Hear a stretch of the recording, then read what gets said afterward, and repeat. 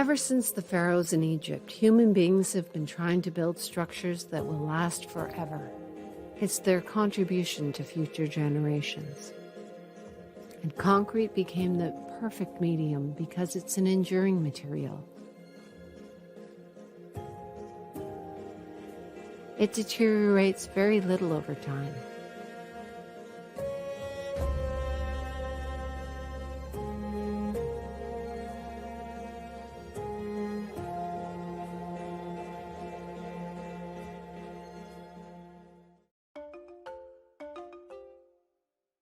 Like all great things, concrete has evolved. What was once a utilitarian structural element has grown into a versatile, elevated, complex, and sustainable building material that continues to push the boundaries of conventional engineering and architecture.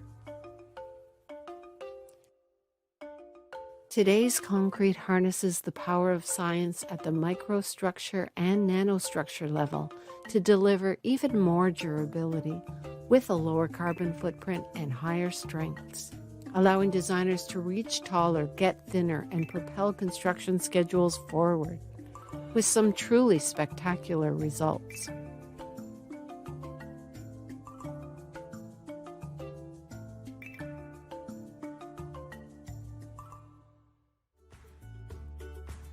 Concrete BC salutes its members who continue to evolve along with the product they supply.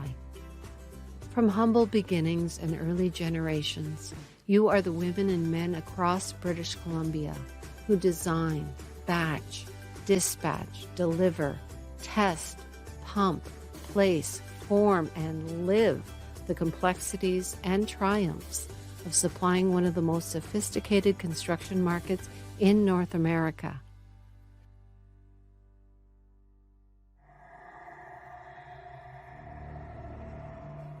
As we roll into the final quarter of one of the most trying and uncharted years in recent memory, we want to say thank you to our Concrete BC members, partners, and friends for your support of the association and each other. You've communicated and adopted COVID-19 safety practices and protocols, adapted to new ways of working, learning, and meeting, shared lessons learned, engaged, and provided relevant feedback. Thanks for bringing your A game, as well as your humor, because that's exactly how we'll all get through this pandemic. Together, connected, and with a little levity. After all, the name concrete comes from the Latin concretus, which means to grow together.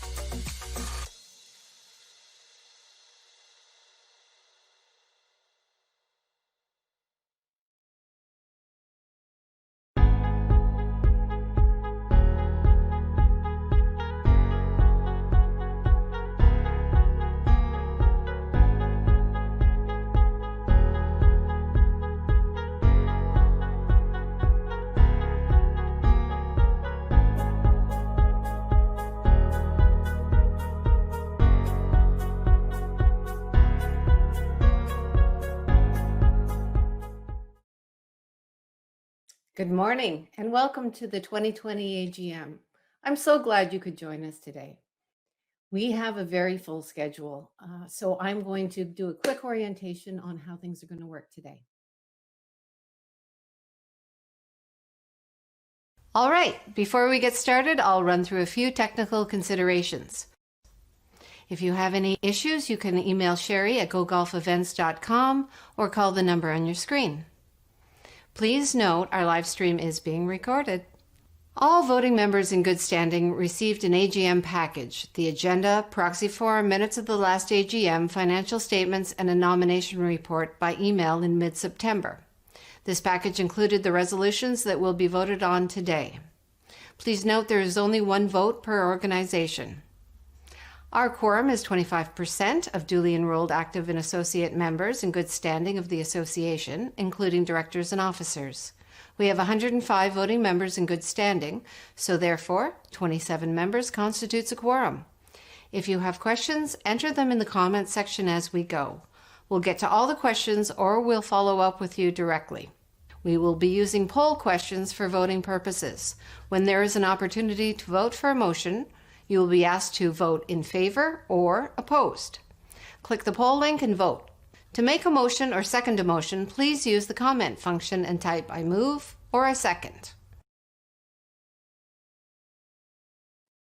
Easy enough, right? Okay, so we're pleased to have 132 attendees pre-registered, which included 81 voting members. And we have met our quorum with over 52 voting members online. So great.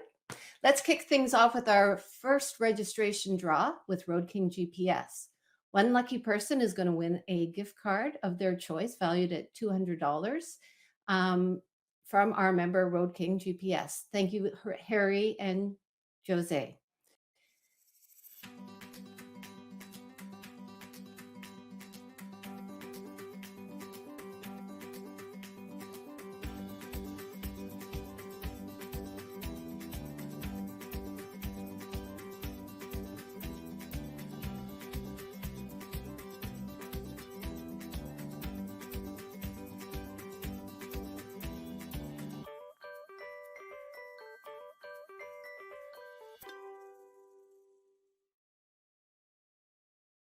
Hey, that's great. Congratulations, Kelly Nix from Inland Concrete in Fort St. John.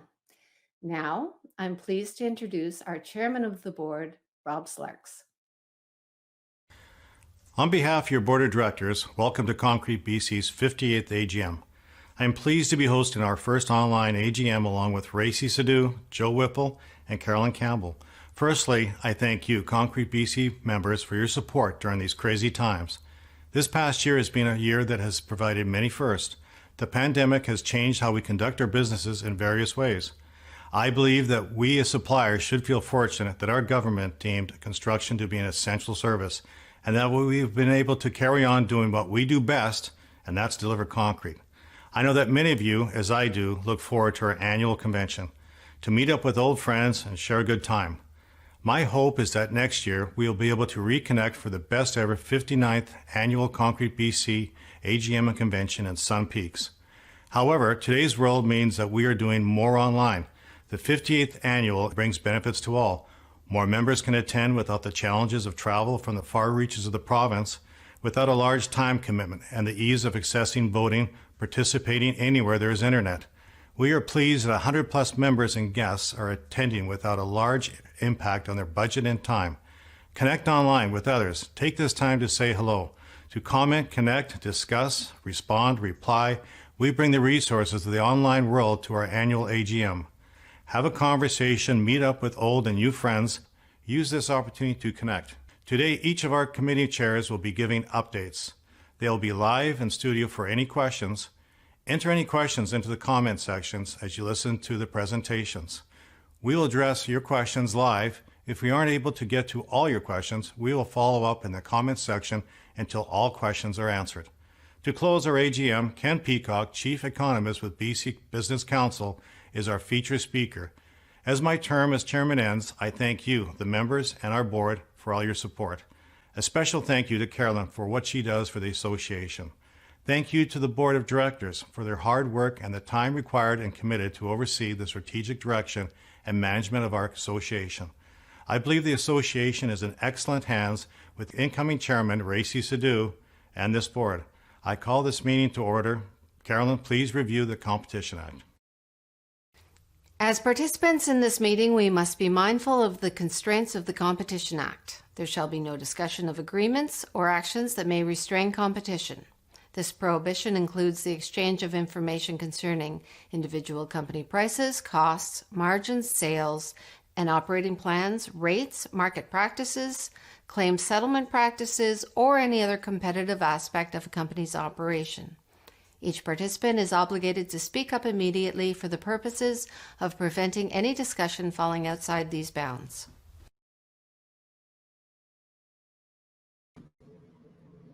Well, good morning, Rob, and welcome to the studio. Morning, Carolyn. It's great to be here. So why don't we get this show on the road? And just a reminder to everybody that only Concrete BC voting members may move or second a motion. So can I have a motion to approve the agenda, please?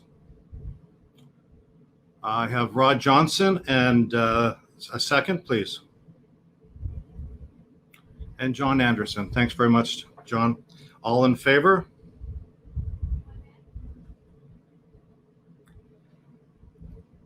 Any opposed? Okay, motion carried. Can I have a motion to approve the 2019 minutes, please? Wendy Davidoff, thank you, Wendy. And a second, please. Jeff Adams, thank you very much. All in favor? Do we have any opposed? Okay, great. Motion carried then. So let's start off with Joe Whipple, our treasurer, and his report. Thank you for allowing me once again the privilege to serve on the Concrete BC board as your treasurer. This year was unlike any other and gave us some unique challenges as an association, both operationally and fiscally. The COVID-19 virus has had an impact on how we work, live, and play. Concrete BC was certainly no exception. Your board took immediate action, and so we managed to continue to move forward with our objectives while closely managing financial impacts both on the revenue and expense side of the income statement.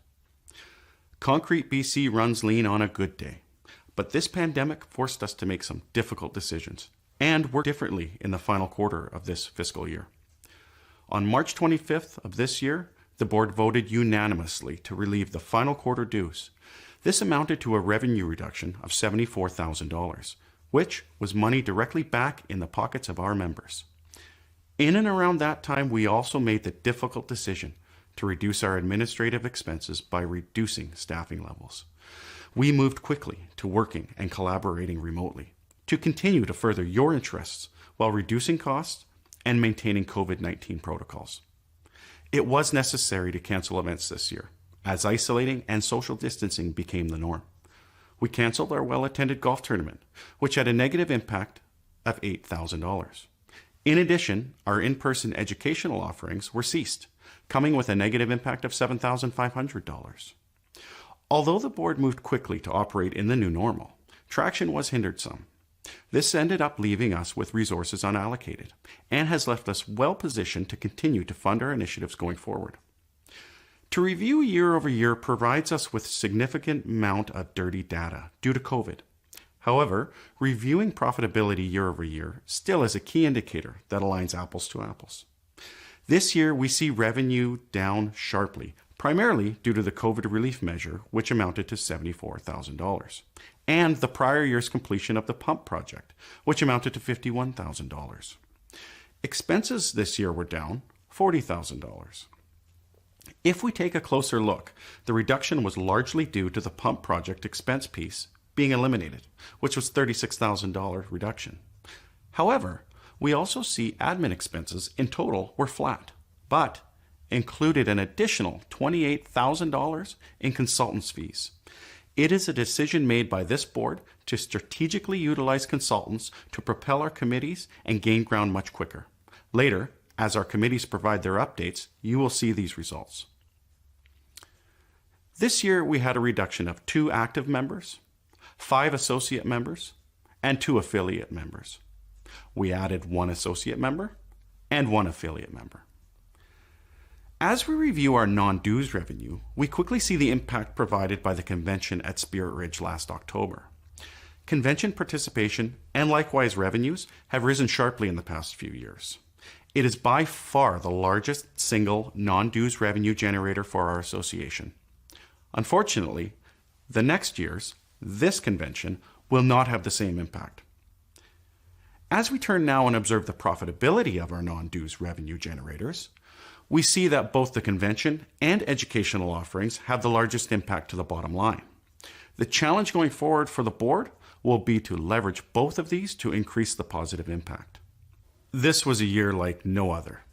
The events of 2020 were not anticipated, but were responded to decisively by your board. We still remain in good financial health with a positive future outlook for dues and non-dues revenues. We will continue to be mindful of expenses and react as necessary to continue to be good stewards for the association. While being mindful, rest assured, we are well positioned to fund all our committees and their needs in the upcoming fiscal year. We plan to ensure the association weathers this storm and plan for a balanced budget for the upcoming year.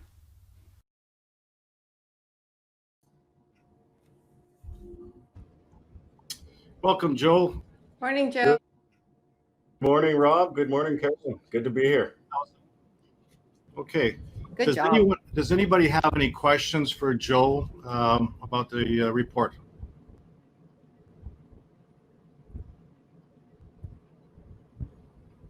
Nice.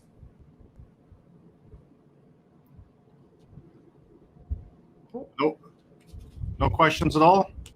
Hang Oh, on. we got a question there. So from Sherry, are there planned uses for the promotional fund for 2020, 2021 at this time? So that's a good question. So the promotional fund currently sits at a little over $12,000. We utilized quite a bit last year. We utilized approximately 19,600 roughly. Most of that expenditure was through our advocacy group, which Eric will speak to, I'm sure, a little bit later, through the Northwest Cement Council sponsorships, and also the UBCM, so the Union of BC Municipalities, both a sponsorship and an advertisement piece. So we're sitting with about 12,300. We're going to see what Eric's group and the advocacy group has in store for us next year. I don't have all those answers, I think, and I'm hoping that they're answered by Eric's group as we move forward. Is there any other questions? Okay. Okay, so getting on with business, we have a couple of motions that we're hopefully going to carry here, as is usual. First, I'm going to need a motion to approve the financial statements for this current fiscal year. And I've got Matt. Thank you, Matt. And a second? Brent, thank you very much. All in favor? And opposed? And we're carried. Finally, may I have a motion to approve KPMG as the auditors for the 2020-2021 fiscal year?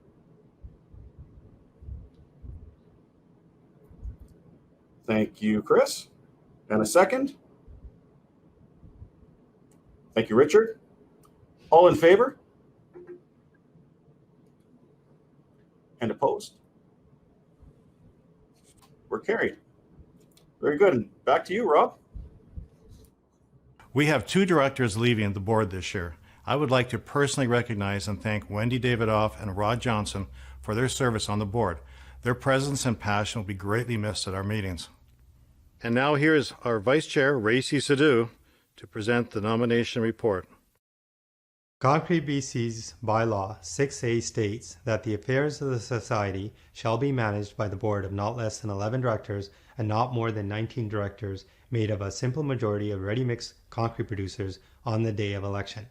The following 10 directors were elected in 2019 and have 1 year remaining on their term. This leaves 9 available seats, 3 of which can only be filled by a ready-mix producer. In August, the current Concrete BC Board of Directors passed a motion to suspend nominations from the floor for this year only. The following names appeared on the 2020 election ballot. Voting members were provided a link to register their vote online for the candidates. I'm pleased to announce the following directors have been elected to a 2-year term on the Concrete BC Board of Directors. Congratulations, and I look forward to working with the new board.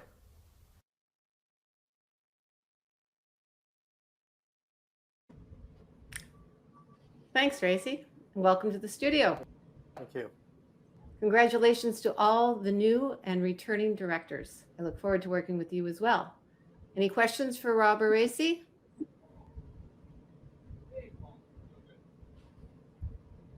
Okay. I think it's time for another draw. And this one is sponsored by London McNeilis. Thank you, Matt and Ryan. This one is for everyone who is online with us today. And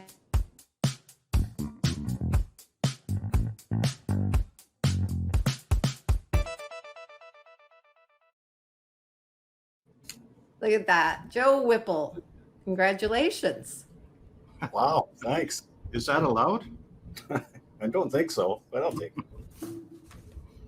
Well, good morning. Thank you, Carolyn. Congratulations, Joe. And thanks to all of you that have joined us today. Wow, we're already a quarter way through our AGM. I hope everyone has had a chance to settle in. Let's turn it over to our subcommittees who have worked tirelessly over the past year. First off, we have Eric Anderson, who chairs the Advocacy Subcommittee. Thanks, Racy. Hey, everyone. Here's an update on the Advocacy Subcommittee's work for 2020.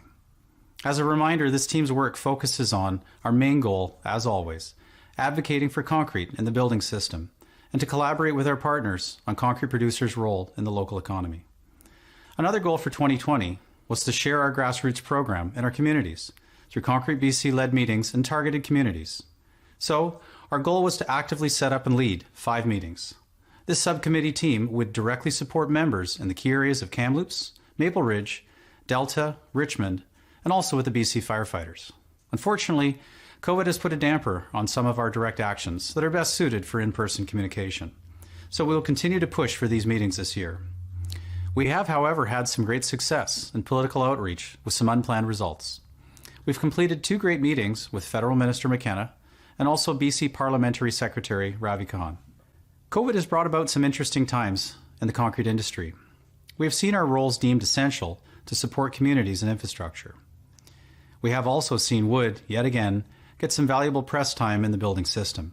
However, despite these difficult times, we sent out various outreach letters to targeted political groups, increasing our voice in the political realm. A win for us was some communication sent directly to the Prime Minister. Early in the pandemic, the Concrete BC team wrote a letter to the Prime Minister with regards to the support of concrete in the times of COVID. We received a rapid response from Federal Minister McKenna and her staff. We held a 1-hour video meeting on July the 2nd to discuss some projects and opportunities, also some future options to work with the federal and provincial team on project design. Our key messages during the meeting were that concrete has been deemed an essential service. How do we then actively participate in shovel-ready projects and also support government infrastructure priorities?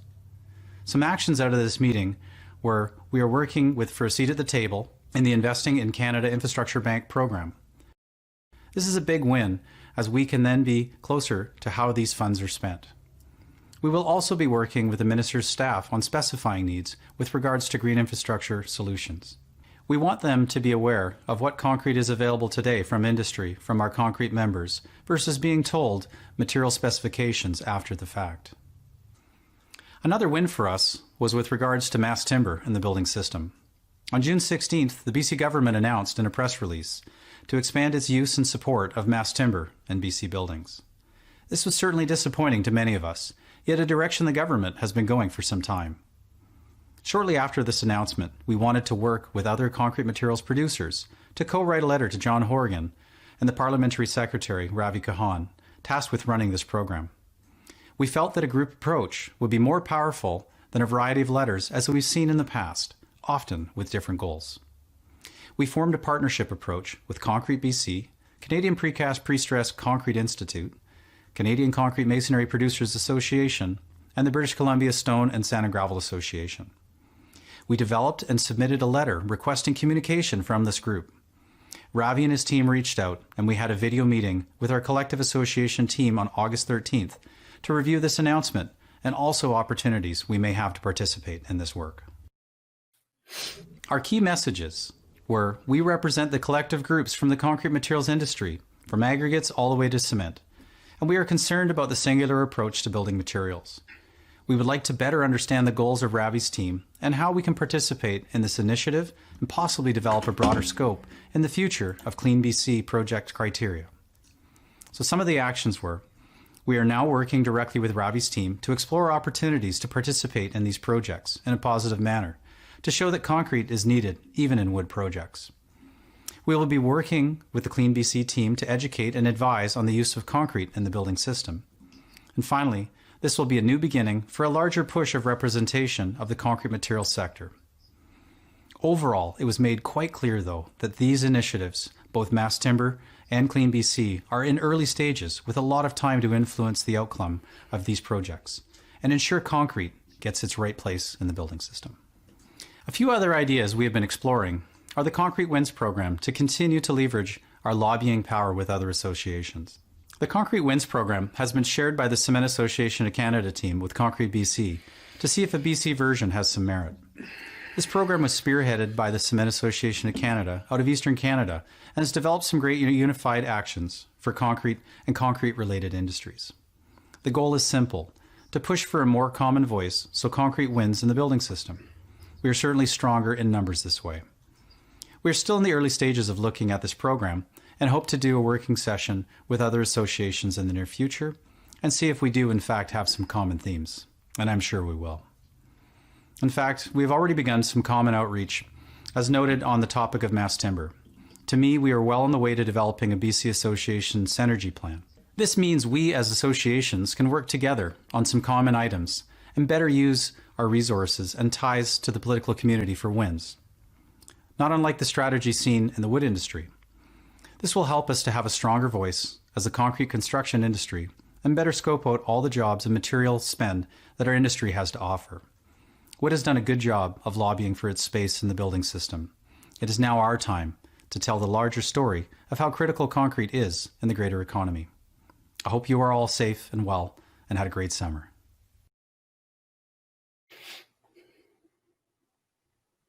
Thanks, Eric.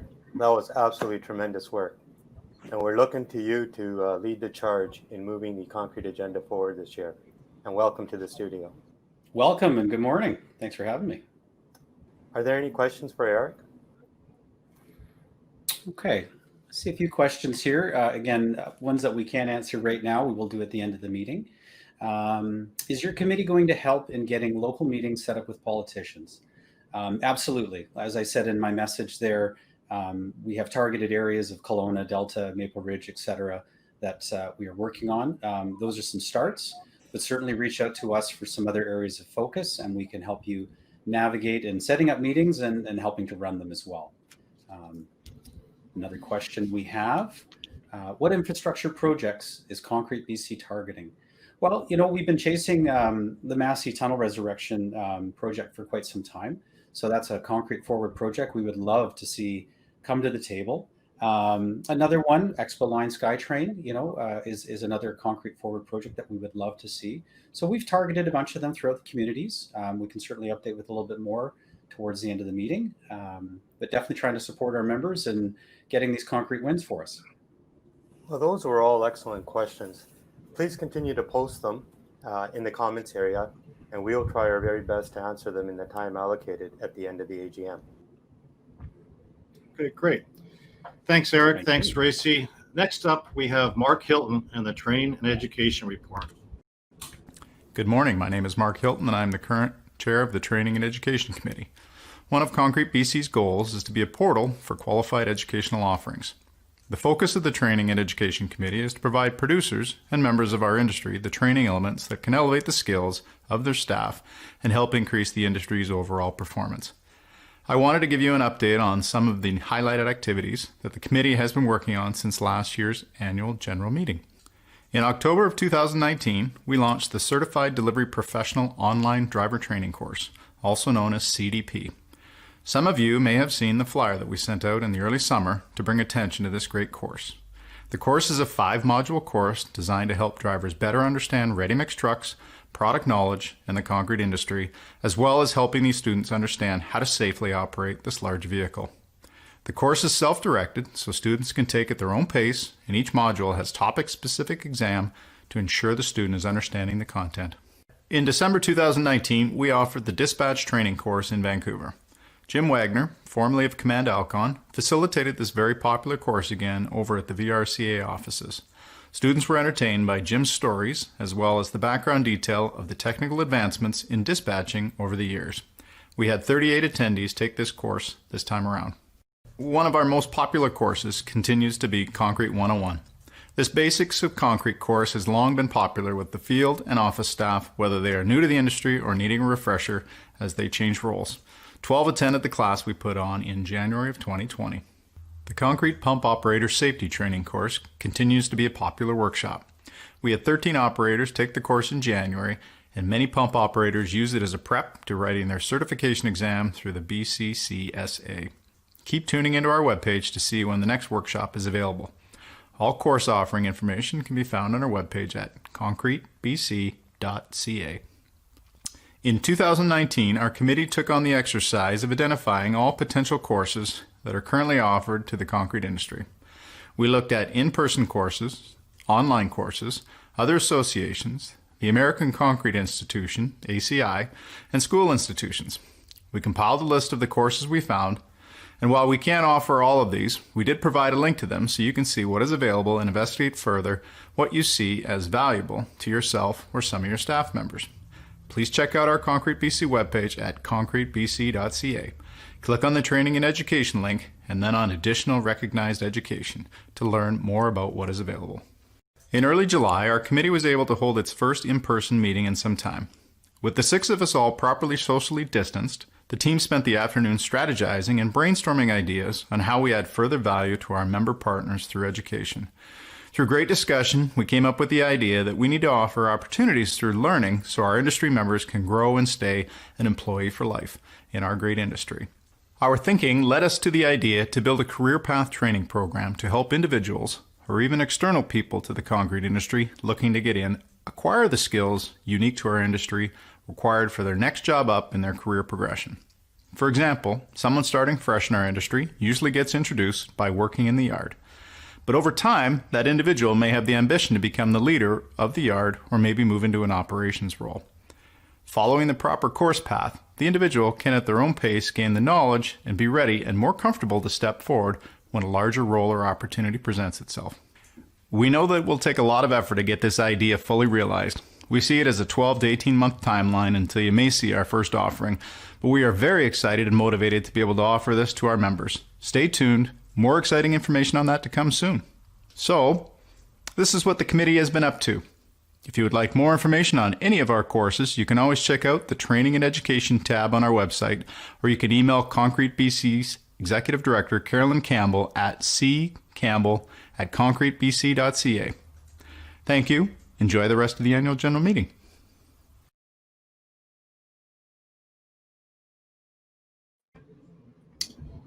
Welcome, Mark. That was a great report.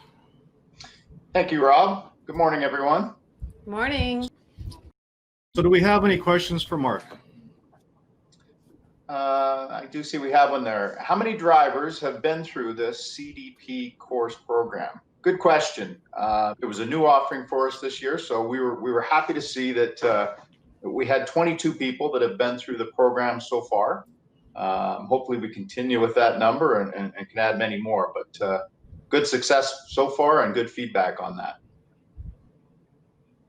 Any other questions? Is the certification of drivers remaining with the driver, or does the certification stay with the company? Good question again. The certification is fully the drivers to take with wherever they go. So they've passed it, they've certified, and they get to hold on to that. So definitely it stays with the individual and does not stay with the company there.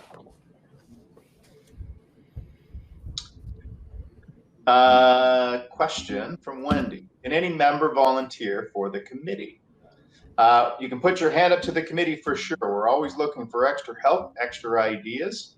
As we said in my spiel, we haven't had the chance to meet together face to face all that often, but we're always open to getting ideas, and feel free to email Carolyn or one of the board members if you have some suggestions or you want to participate. Good question. Thank you. Great questions. Thanks, Mark. I've seen firsthand your dedication and passion you brought to the Education Committee. Thank you. Good questions. But now it's time to move on to Racy, who's going to give us a report for workforce development. Thank you, Joe. The Workforce Development Committee has been busy this year. We surveyed the members regarding driver retention early this year and received a bigger response in 2019, 54%. We had a broader geographic response. Last year, the response was polarized from the respondents primarily from Vancouver Island and the Okanagan. A point we want to improve on this year is only half of the producer members responded. I would personally request that if you did not respond, please do so in the upcoming year. The survey is built by the association for the association, and it drives a lot of our initiatives. Some of the highlights are the average age is 47.5 years, and driver tenure is 9 years. This is an increase of 1 and 2 years respectively. 27 drivers moved to other positions, which means we're willing to move our drivers and there is a career path available. We had a 52% net gain. 240 drivers hired and 116 drivers moved on to other jobs. An interesting point that came out of the survey was that we had 103 open positions at the end of the year. If we extrapolate that out to 50% that did not respond, it would mean that we had over 200 vacant driver positions throughout BC. What is the biggest issue in filling these vacancies? 70% producers say finding experienced drivers is the biggest factor to hiring. What this tells us: we need a recruiting pool to draw from that has experience and qualifications. We need better career path planning, assistance with driving and training standards. The full access to survey results can be found at this hyperlink. What can Concrete BC do to help? Concrete BC has been working on the Concrete Delivery Professional course. It's online, which means it's available to all of our members today. The course has been redesigned to provide students with necessary raw skills prior to employment, essentially a pre-qualification for our industry. Fully endorsed, Concrete BC heard from the membership and answered the call. The BC Truckers Association is bringing forward as an option to their drivers and pushing this course to driving schools around the province to offer it. Provincial driving schools are willing to offer this course to their students to better their employment opportunities in the ready-mix industry.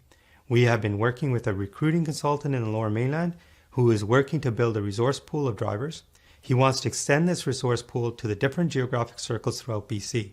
He strongly believes that recruits will pay up to $1,000 for this course to get into the recruiting pool.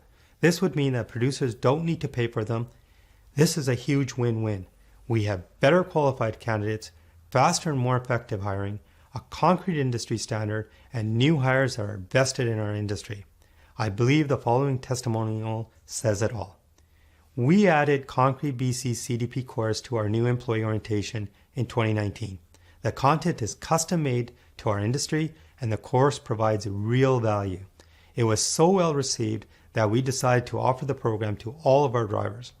By the end of 2020, all drivers employed by Trio Ready Mix will be certified concrete delivery professionals. Please contact Concrete BC for course information and registration. Thank you.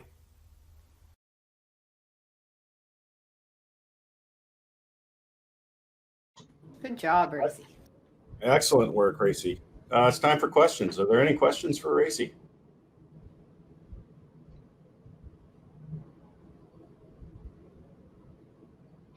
Don't see any.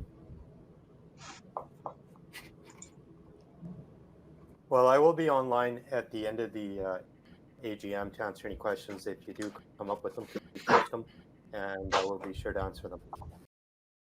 Okay, thanks, Racy. That we seem to be on a roll here. So why don't we go next to our 2020 Safety Awards? And Carolyn, do you want to take it from there? Concrete BC was pleased to relaunch our new Safety Awards for 2020. Thanks to everyone who submitted entries. The first category is the Performance Award for 0 to 49,999 hours. Congratulations to Mako Mixed Nanaimo. The second category is the Performance Award for 50,000 to 99,999 hours. Congratulations to Terrace Construction Limited. There were no applications for the third category for over 100,000 hours. Each of the winning recipients will receive a plaque and a $250 cash award towards an employee appreciation event. The following plants did not have a lost time accident during the period from January 1st to December 31st, 2019, and will each be receiving a certificate of recognition. The last performance award is for the best cumulative performance over 5 years, from January 1st, 2015 to January 31st, 2019, with no lost time accidents. Congratulations, Mako Mix Nanaimo. This year, we didn't receive any submissions that met the criteria for the Chairman's Award. However, we wanted to acknowledge the effort that was made by one submitter to share knowledge and an innovative solution to a safety challenge for the betterment of the industry. Let me introduce our sponsor, Jeff Adams from Fuelex Energy, to explain.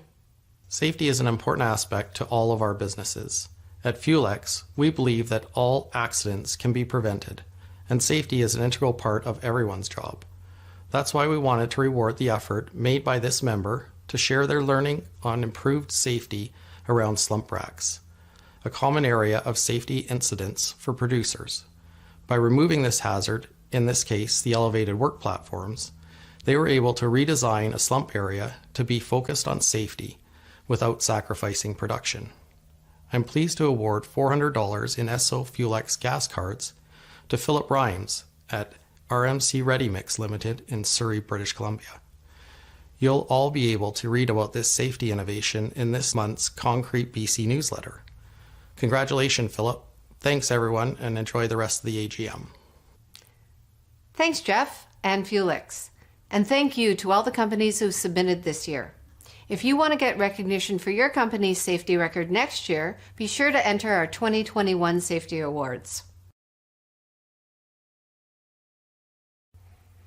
Coming up shortly, Ken Peacock from the BC Business Council will provide an economic outlook for our province, sponsored by Creighton Canada. But first, on behalf of the board and the membership of Concrete BC, I'd like to thank Rob Slarks for his time, diligence, and leadership throughout these last 2 years as chairman, the last of which has been one of the most challenging on record. Rob, you kept your cool, stayed focused on not only your day job, but your role at the helm of Concrete BC as well. On behalf of all of us, I'm pleased to present you with this gift in appreciation of all you've done for the association. And now I'll hand things back to you, Rob, for your final duties as chairman of the board.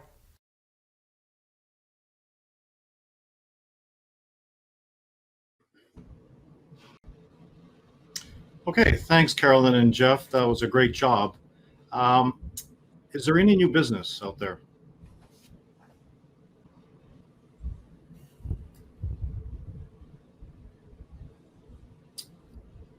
Okay, well, there's none at this time, so we're going to move on. So firstly, I'd like to thank our sponsors. With your support, we were able to bring this AGM online and bring you a better product and quality product, one that aligns with Concrete BC and our members. Thank you to our attendees. Your support of our association and our members is appreciated. And thanks again. So the official business of the AGM is concluded. And that doesn't mean that we're just ending here. We have our keynote speaker coming up and another draw for a $200 gift card and more time for questions and answers and comments. So can I have a motion to adjourn this meeting? Matt Kidd, do I have a second?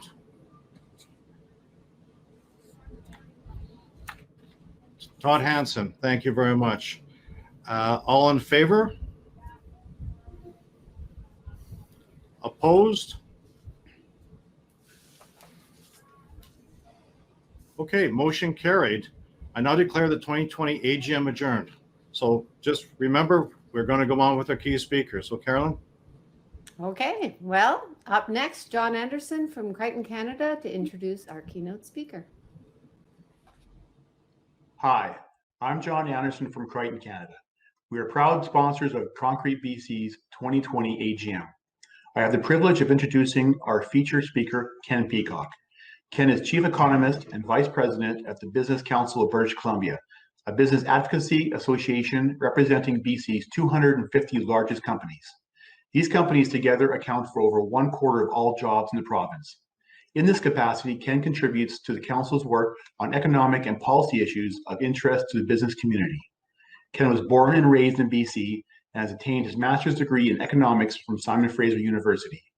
Ken is past president of the Association of Professional Economists of BC and a member of the BC's Economic Forecast Council. Ken's topic today is Business Council's Q3 BC Economic Review and Outlook. There we go. So like I said, about 15 minutes, fairly intensive in terms of graphs and graphics. And I'm going to start up at the global level, first of all. First, I'm going to touch upon what we see at the global level, because obviously that impacts the provincial economy. BC is a trade-dependent, open, export-oriented economy. So what happens in the rest of the world is relevant, of course.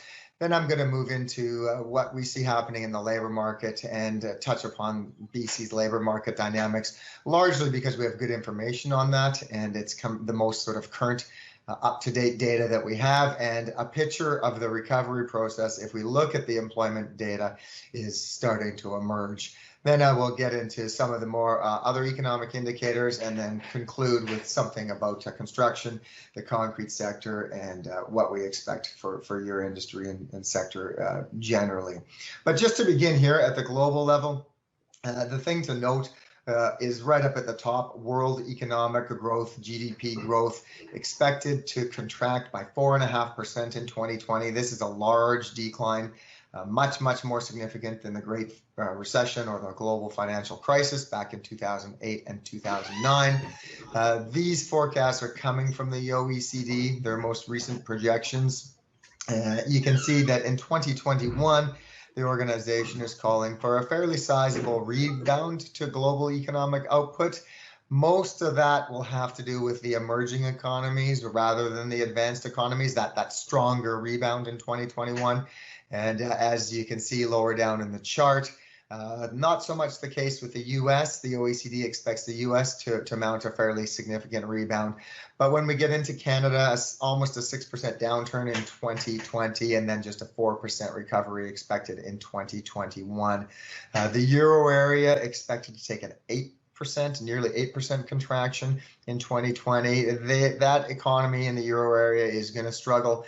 It's going to be weak, and they are not going to sort of come anywhere close to regaining their lost output in 2021 with just a 5% expansion forecast for that region.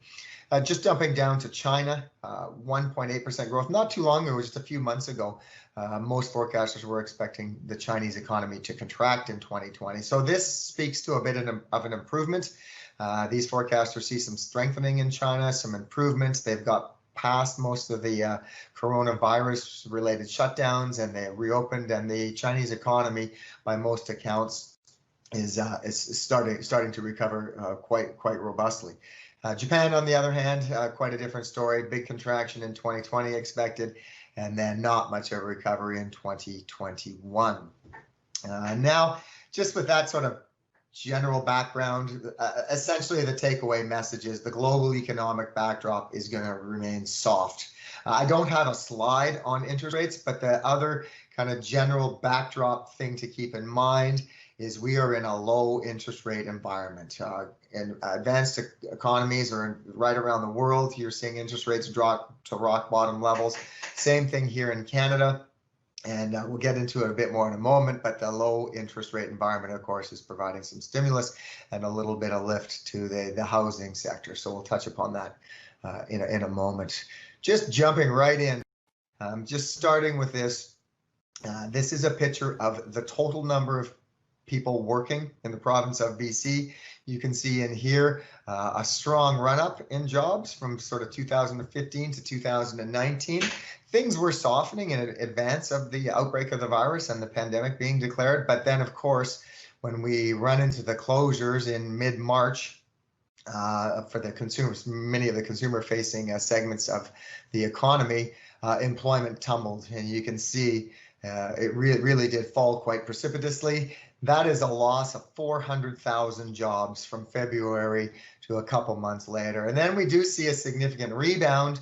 But I would just draw your attention to the most recent reading, and that came in August.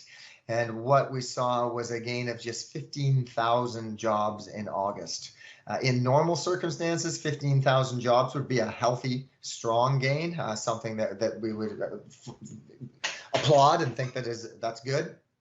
But In these circumstances, when we've seen so many jobs shed and so many people laid off, that's a small gain, and it speaks to a slowing in the hiring process, which we expected to show up, and indeed it has already shown up in the August data, and I expect we're going to see similar, very moderate gains, maybe even some job losses in the remainder of the year.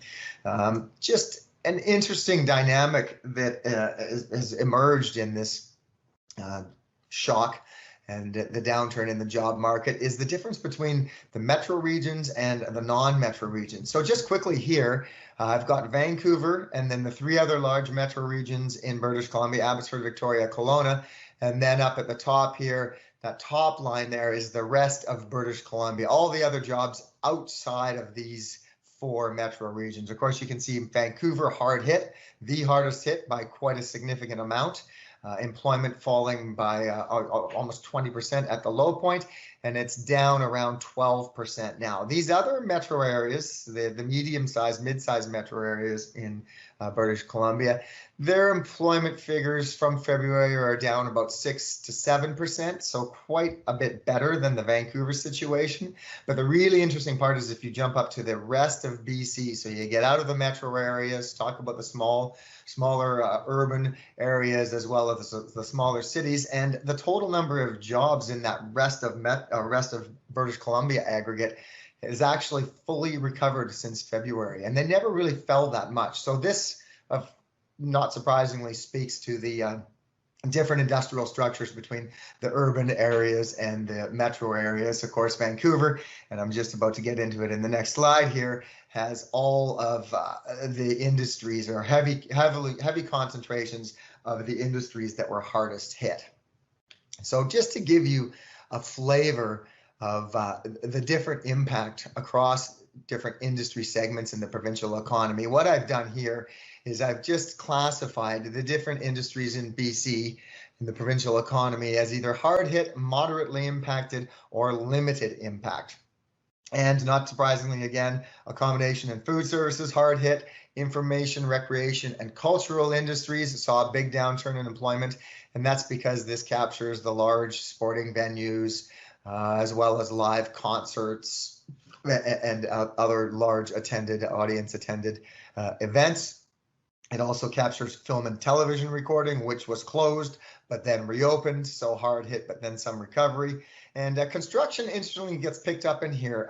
Even though construction remained open, employment did fall by about 17 or 18% at the low point, and it's still down by more than 10%. So it actually gets classified as one of the harder hit industries here in the province. You can see the moderately impacted ones here.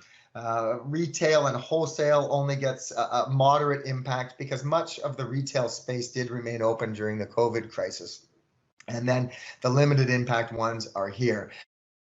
I just should note, I have benchmarked all these to 100. This line is a little bit out, but to 100 in February so that viewers can get a sense of where we are relative to February. And in the two instances of moderately and hard impacts, you can see employment levels are well below where they were. In the case of the limited impact, which includes professional, scientific, and technical services, as well as public administration type jobs, and then manufacturing and forestry and mining, employment is fully recovered and it never was really that hard hit. So a significant difference across industries. We are going to see job growth if we do some projections out into the future in the limited impact sector. But as I suggested or alluded to earlier, I think we are in for a slow grinding recovery process. And these two moderately impacted and hard hit segments, I don't see employment recovering in these areas until well past 2021. So that's going to be a drag on the economy, this slow recovery, job recovery process. Just quickly to give you a more further sense of why I think we're going to see kind of a more muted recovery process is if you look at the hiring or the rehiring that has taken place since February, we have seen some full-time jobs come back, and this is full-time employment over on that panel there, but part-time employment has fully recovered. The number of part-time jobs is back to where it was in February of this year. Now, I don't want to suggest that all the lost part-time jobs have been recovered and they're now fully back. That's not the case. Rather, I think what is going on here is some people who were full-time employees being laid off and they've been rehired on a part-time basis. So again, this just speaks to the tentative nature of the rehiring that has taken place. Companies a little bit reluctant to take people back on a full-time basis, scaling back on their staffing levels, and this is all in the name of trying to cut costs and manage costs and remain in business while demand and sales are weak, still recovering. Perhaps it's very different across industries, but this is the challenge that we face. I'm just going to wrap this little labor market segment up with a summary of what these numbers mean in terms of a forecast. Right here is the August small 15,000 job gain, and then after here, these are employment growth numbers. So if I roll up those industry projections to get a total employment number, even though we're going to see some growth in the non-hard hit or the non-impacted industries, it's not enough to get us back to where we were. So I think even by the end of 2021, we're still going to see the number of people working in the province still remain well below where it was in February of 2020. Stop, take a little bit of a breath. It's also always of interest, at least to me, to get a sense of where we stack up relative to other provinces. And this is just a quick measure. Again, from February to August of this year, the decline in percentage terms in the number of jobs in each province or region here in Canada. BC is a middling performer. Although we have had a very good performance in terms of containing and managing the virus, in terms of job losses, we're right in the middle of the pack. Alberta more hard hit than us, but Quebec and Saskatchewan and Manitoba have not seen employment fall to the same degree that we have here in British Columbia. The consumer, of course, is an interesting question in this recovery. And here is some good news, actually. Retail sales, not surprisingly, hard hit during the shutdown, but have now fully recovered. So consumers are back out spending. That is good news. But what has happened is there has been a rotation in where they're spending their money. So the segments that were closed down or impacted from people not commuting as much, such as gasoline stations and clothing stores similarly closed down, trying to find their way back into reopening, getting customers back into the stores. But clothing sales in June compared to June of the previous year were still down by more than 10%. Gas sales, same story. Motor vehicle sales did go into positive territory in June after a number of weak months related to the shutdown. But if we go over to this side, right from the early days of the COVID closures, sales at food and beverage stores, which of course remained open, have been strong. People were buying things to work on their home. Building material stores have also enjoyed growth. And electronics and appliance stores saw a big surge in sales when the crisis hit, when the lockdown came, because of course everybody was hunkering down at home, buying webcams, buying new laptops and whatnot. So retail sales back, but it is not the story or not the case that all retailers are enjoying a recovery in sales. The picture's quite mixed, and like I said, to use the word rotation again, there has been a shift in spending activity towards these other segments on the right-hand side of the panel. Now, just to get into some construction, I don't have much time left, so we'll have to hustle a little bit. But non-residential building permits, I put this up just to underscore that they were very elevated in early 2019. The total value of non-residential building permits in the province trended down throughout 2019 and into 2020. But even around here, this is an elevated level of construction activity or permit activity, leading to more construction activity, of course, in the non-residential space. And if I look around the Lower Mainland in particular at some of the projects that are on the books and slated to come online in not too distant future, we can see a large number of substantial projects. The new St. Paul's Hospital, some SkyTrain, Surrey Langley expansion, the Broadway UBC line, and both of these are going to be getting underway. The Broadway UBC line is imminent. A number of projects related to the gateway infrastructure, These are ready to go. And I would just note, in British Columbia, in the 2008-2009 financial crisis, we fared very well in terms of being able to access federal money and federal dollars that were matching provincial dollars for infrastructure projects, because we had a large number of projects ready to go. They were on the books, they were planned. Same story applies today. The Port Metro has projects on the books. A number of other projects are ready to go. And so I do think that this is going to position us well to be able to capitalize on some federal funding and some provincial funding directed towards infrastructure projects and new construction.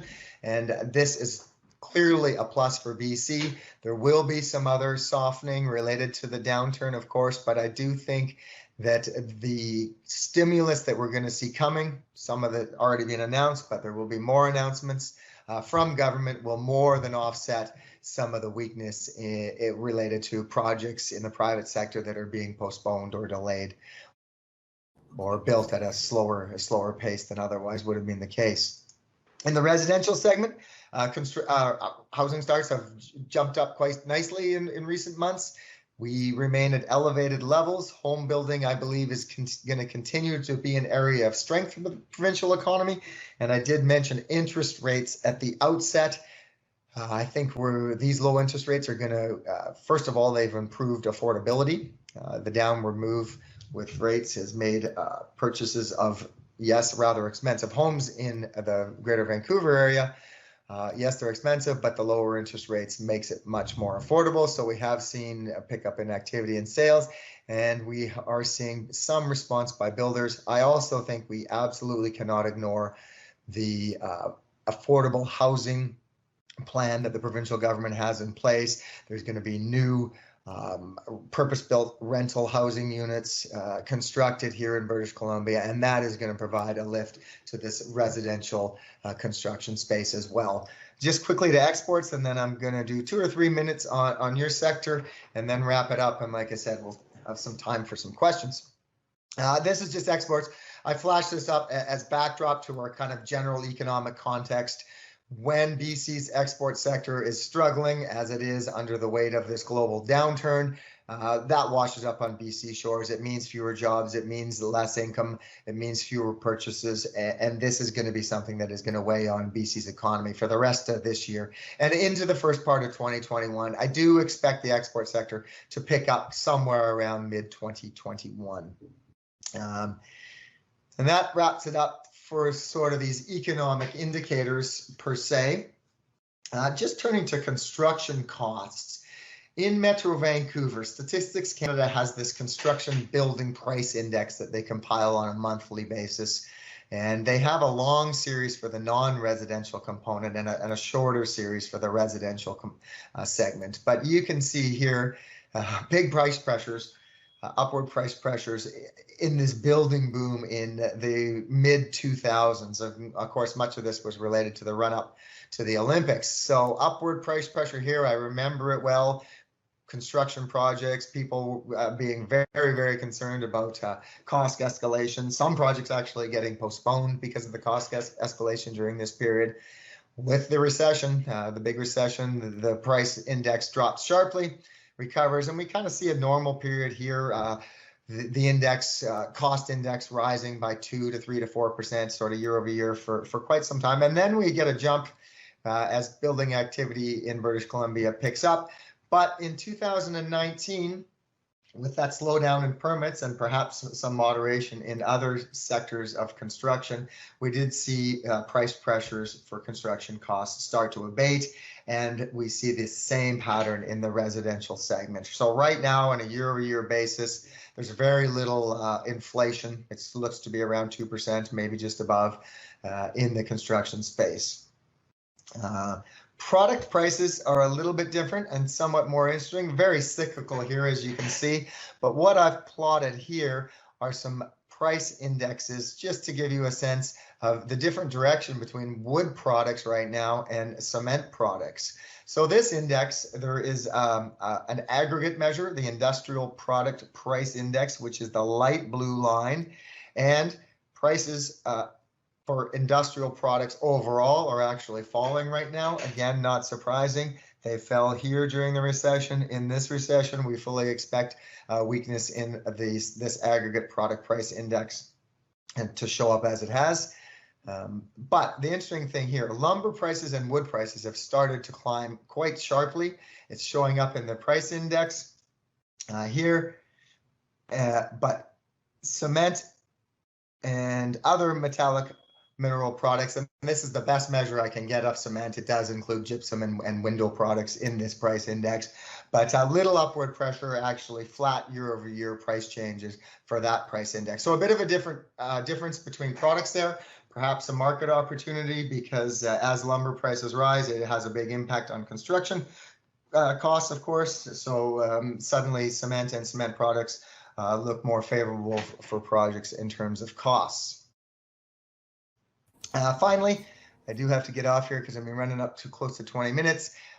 2 more slides left for you. I just want to give you a flavor of just how much more quickly construction and even cement manufacturing has grown in the past relative to the provincial economy, and just kind of a sense of the economic engine that construction in the province of British Columbia is. So again, back to this boom period in the early 2000s, the bars are GDP growth for the total economy. So all economic activity in the province, typically growing around 2, 3, 4%.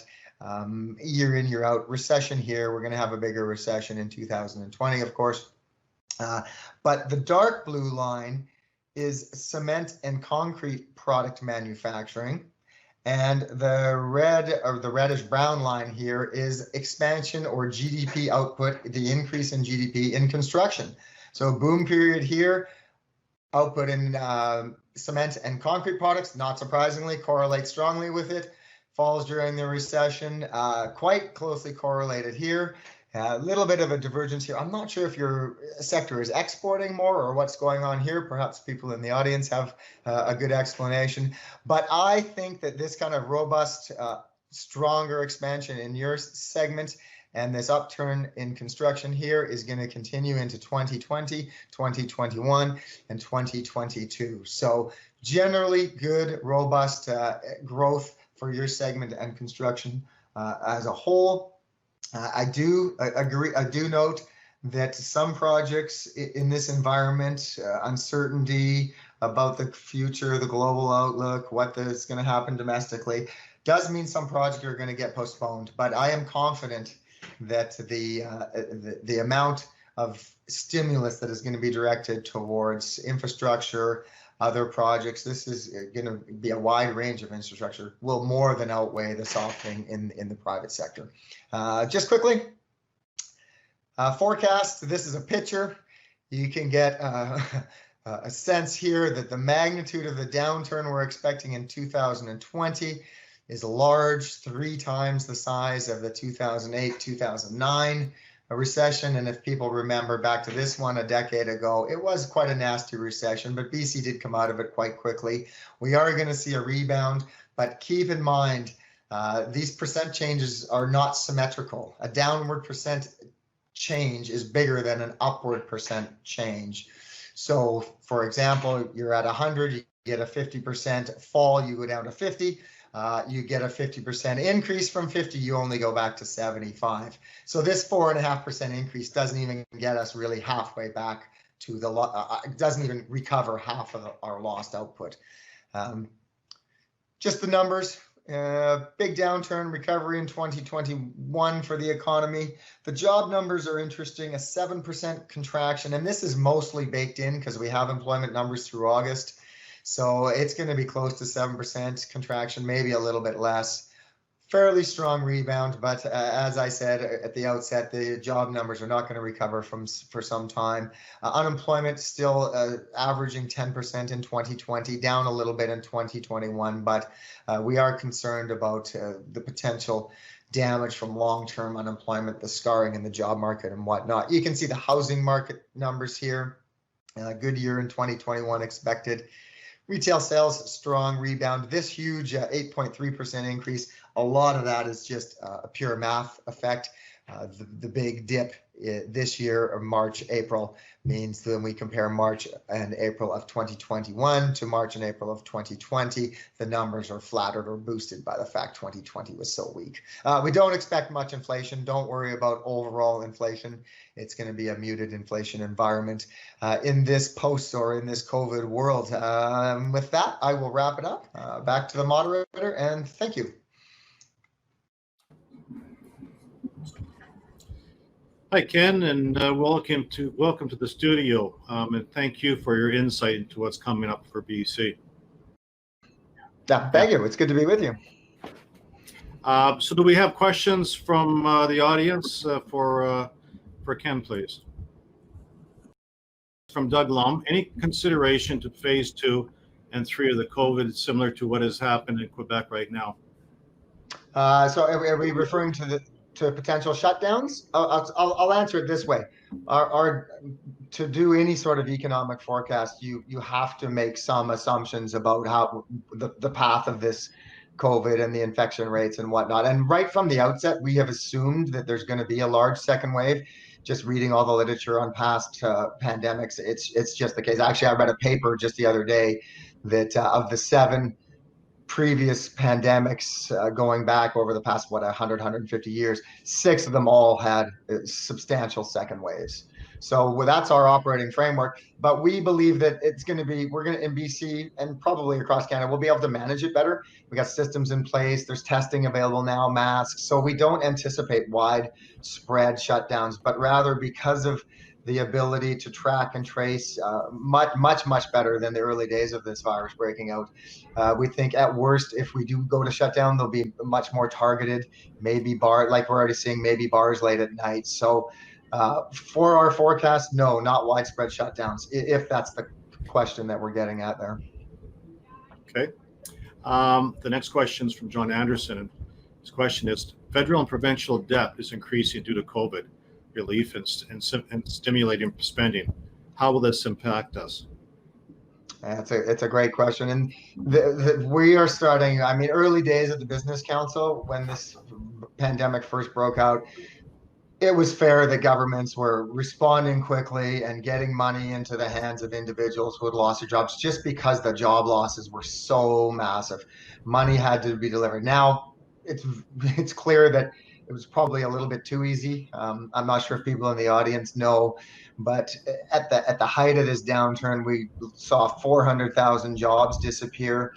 But there are 1.15 million people in BC who have collected the CERB. The total number of people in February working was about 2.4 million. So it's 45% is the proportion of the workforce that has collected or claimed the CERB in the province. So clearly these programs were easy to get. The money is massive. The debts and the deficits are large. The debt is climbing and the deficits are large. We do need to start talking about fiscal anchors because this cannot go on in perpetuity. I'll just make a quick comment about BC. In BC, we can take on more debt. Our fiscal setting is very sound. Our debt burden is low. It's one of the lowest among the provinces. So British Columbia has the ability to take on a substantial amount of more debt, to run deficits for several years, if not 5 or 6, and still be fiscally fine. Some of the other provinces I'm more concerned about. Look, I hate to say this, but in the future, when we get out of this, 2, 3, 4 years from now, whatever your recovery timeline might be, there's gonna be pressure for higher taxes in the future to pay off deficits and pay down the debt. And I'll leave it at that. Another question here from Sherry Lowen. Ken, how will the prolonged border closures affect the province? Yeah, it's a great question. It's slowing down that short-term U.S. tourism, U.S. spending activity in Canada. There was a period there for several years where that was growing quite strongly. The Canadian dollar had weakened and Americans were coming up for longer trips and also for shorter trips in large numbers. So we've essentially lost all that U.S. tourism dollar money for short trips and longer trips. Sure, you can fly into Canada, but you got to quarantine for 2 years or 2 weeks, not 2 years, thankfully. So they're just not coming. So it is absolutely hammering the tourism industry, which is a big part of the provincial economy. That's problematic. Just quickly, it's almost worse for Blaine and Bellingham. Bellingham is just devastated because they live on Canadians going down there to shop, and money further down the way, the Tulalip outlet malls and stuff are a huge pain there. But the big hole from the border closure and international travel more generally is really what's going to weigh, and that's going to keep those hard hit industries and hard hit segments, tourism and related things, weak for quite some time. Okay. I have a question. Going back a couple of slides, you talked about the different materials, the wood industry, the pricing of the wood industry, and then the construction materials, and then you had cement and concrete. I was just wondering, why was the cement and concrete not following the booms of the wood? Are we missing out on something? It's a good question. I would have to dig into it much more deeply to give you a good answer. Just initially, I would note the only index for those commodities that I could get was a Canada-wide measure. So the economies and the cycles and the construction cycles, from kind of watching over the years, they're not always consistent across provinces. And I put that last one up mostly just to kind of highlight the upward pressure in wood prices right now. I'm not sure entirely about the history, and I would be speculating and maybe giving you a misleading answer, but it is interesting, and I would probably guess that the BC circumstances at different points in history were quite different than the Canada-wide measure. So Yeah, sorry to dodge a little bit. My take may be that on the cement side, we have long-term contracts, and that takes out the ups and downs, and maybe we should relook at that, try to capitalize on some of those Interesting. Okay. upper points. Hey, Ken, I have a question as well. I know we discussed this a little bit the other day, but a lot of us in the industry have been speculating at a perhaps COVID hangover, if you will, lack of projects perhaps proceeding forward in 21, maybe lack of funding, confidence, those types of things. What are your thoughts on that? I know you had talked about a bit of the balancing of infrastructure spend, et cetera, but with what you see in the interim? Yeah, the COVID hangover, I think, is going to be real.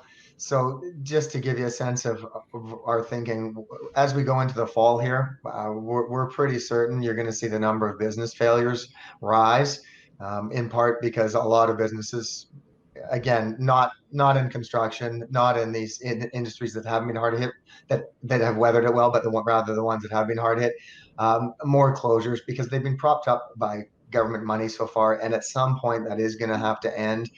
And I was just actually talking to somebody at the CFIB, the Small Business Association, and they're right now fielding calls from small business owners who are paying employees on their credit cards, and they're just not making it.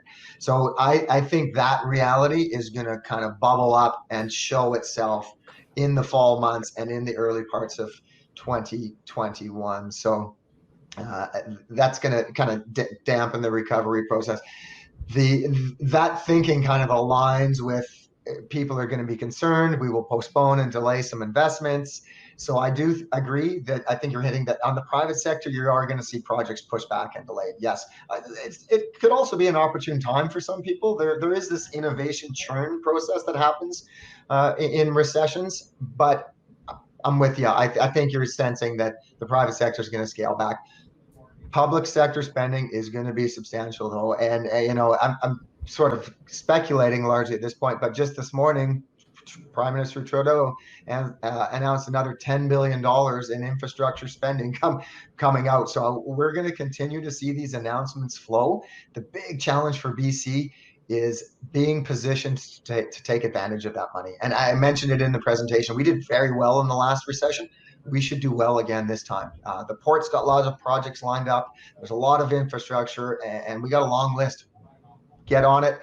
Press the government to put these things together and take advantage of that federal financing is what I say. Ken, I had one for you. Obviously, the provincial government last week called for an election, and so we're going to go through that. And I think most people are probably on the same page that it's probably not the right time. But say you have that perfect storm of trying to recover from this, and if happens that the government changes over, what do you kind of foresee as an impact there? I would say in our dealings with the provincial government in this, we released a report called Stronger Tomorrow Starting Today, which contained a large number of policy recommendations to help stimulate the provincial economy. Now, in fairness to the government, they released their plan to spend $1.5 billion a few weeks ago or a couple weeks ago. I would just note $1.5 billion. It's a big amount of money to you and I, but in the context of the provincial economy and some of the other investments that are going on, it's not small. For example, LNG Canada has already tendered $3 billion worth of activity just to provincial suppliers and providers of services and products. So there's much bigger projects out there. But nevertheless, it's welcome. And they did pick up on a few of our recommendations in the report. A switch in government would take the policy environment in a different direction. And I just mentioned our interactions with this provincial government because our sense is they're a little bit tone deaf to the reality of how deep this is. I kind of get a sense that they're just waiting for the recovery to unfold and see what happens and kind of hoping that things will turn out all right. We're concerned about this long-term unemployment issue. And we have said very, very strongly, don't add additional costs, no additional costs, no additional complications. Do what you can to minimize that burden on businesses so as many as possible can survive. They're a bit tone deaf to that. I would imagine if we had to switch to government, they would be much less tone deaf to those concerns. The Liberals are more sensitive to costs, and they did come out with that big bang announcement that they would eliminate the PST for a full year and then half the PST for the second year. That's a lot of stimulus. But we kind of had a policy recommendation similar to that, not as bold and as aggressive. But if that came to pass, sure, we would take on a whole bunch more debt and the deficit would be big. But lots of stimulus from that policy. And I don't want to talk too long, but if somebody does want to ask, we can talk about the different dimensions and stimulus that would provide. Okay. Do we have time for one more question? I think we probably can sneak this one in. It's from Tyler Thorson. The wage subsidy kept many on payroll through end of August.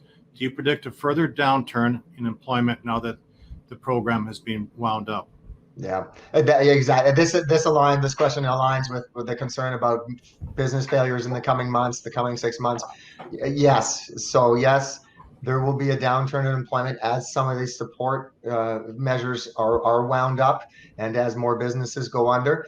It's tough to know the overall trajectory though, because at that higher level, that construction is going to be good, forestry and mining, they're stable. The global backdrop's weak. We may see some job loss on it, but not dramatic. And that technology space really is vibrant and expanding right now. So we are going to see job growth in some areas. The question is, does the weakness in the other areas, those business failures, fully offset the other employment growth? It's difficult to say. That's kind of why I walk this line of slow, uneven, bumpy job recovery process, because the offset and the upside, maybe we kind of get a few thousand jobs 1 month, a loss of 1,000, a gain of 3,000 or 4,000, a loss of 1. That's what the next 5-6 months, maybe year is going to be like. Okay, well, thanks, Ken. And any questions that we haven't got to, we'll follow up with later. But for now, let's go back to Carolyn. And this is for everybody who participated today. So let's go to the Euclid Chemical Wheel of Color. Thanks for this.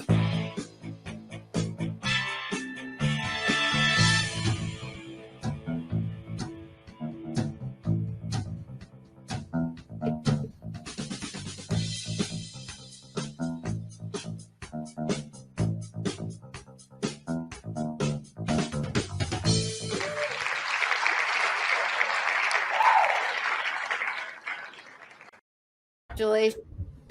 We'll be in touch to all of our winners after the show, and we'll get you your gift cards. Now, Joe Whipple has kindly asked us to redraw the London Machinery draw for everybody online. So let's get to that.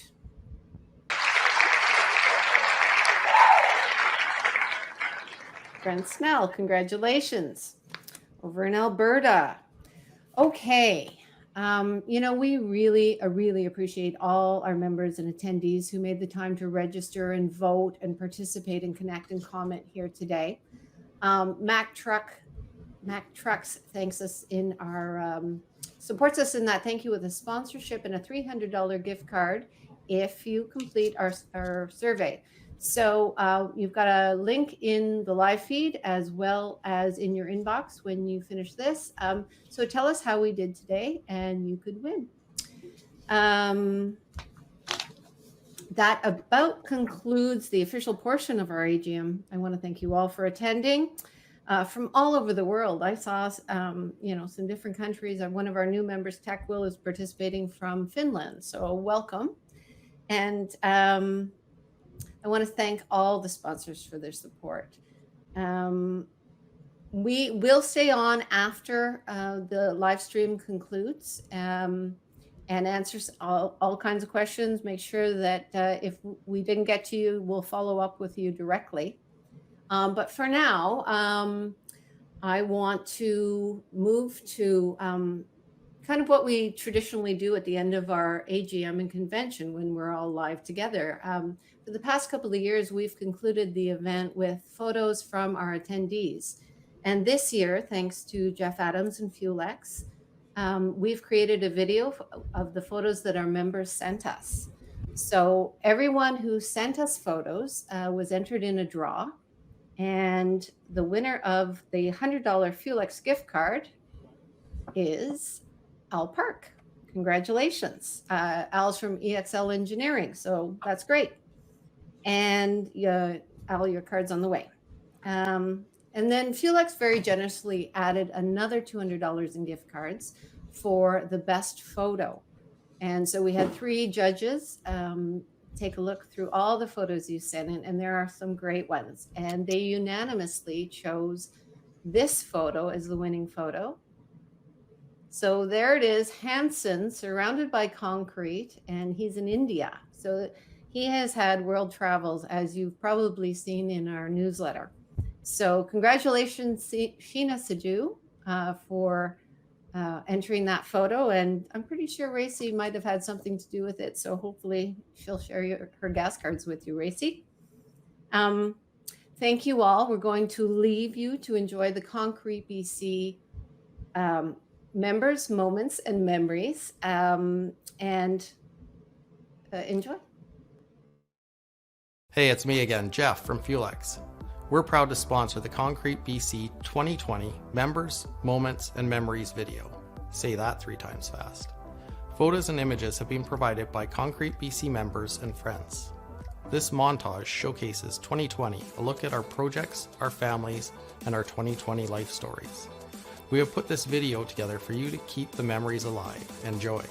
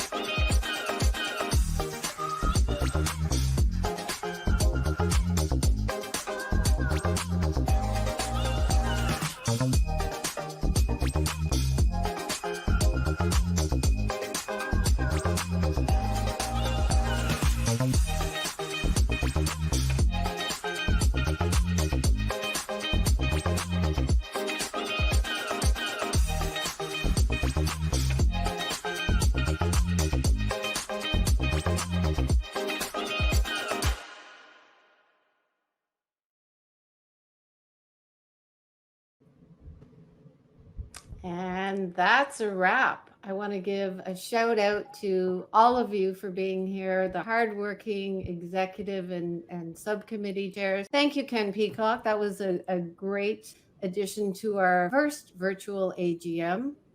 I want to say thank you to our production team, Go Golf Events Management. And that's a wrap. Stay safe. Please vote. Thanks, We'll stay everybody. online. Nice job, guys. That's one of the best AGMs I've seen. Thank you. I'm serious. It's really good, and the platform is excellent. It's very, very good. Well done. Very well done.